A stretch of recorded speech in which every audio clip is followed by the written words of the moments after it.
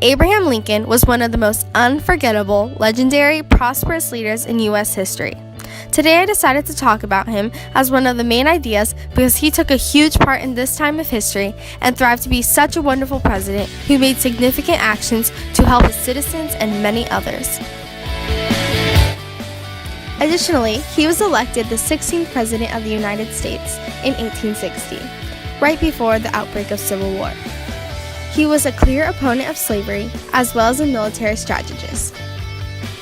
He is greatly remembered for several of his actions he took for the U.S., such as beginning the process of the Emancipation Proclamation, which nearly to some or fully to most ended slavery.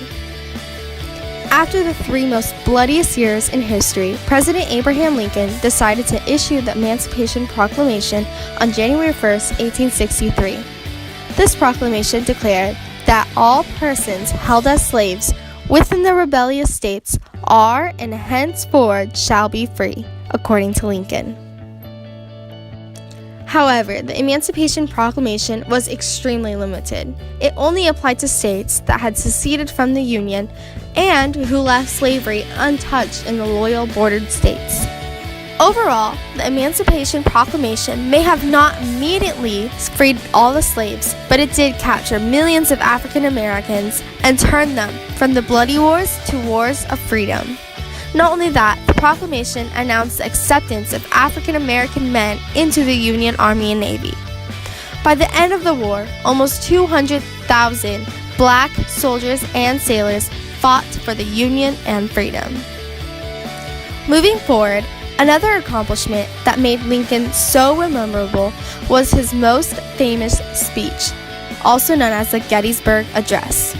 Lincoln spoke near others with the average speech time, but what spread Lincoln apart from the rest was that his speech was 272 words and took nearly 3 minutes. In his speech, he addressed that our nation is fighting in the Civil War to see if we succeed as a nation.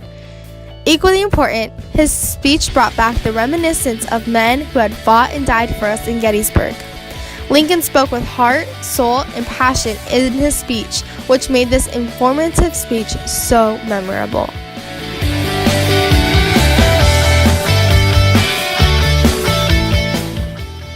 Here are some extra facts that I found on www.rogerjnorton.com/lincoln87.html that I thought were pretty cool because they show extra accomplishments that Lincoln has made during his time as a president.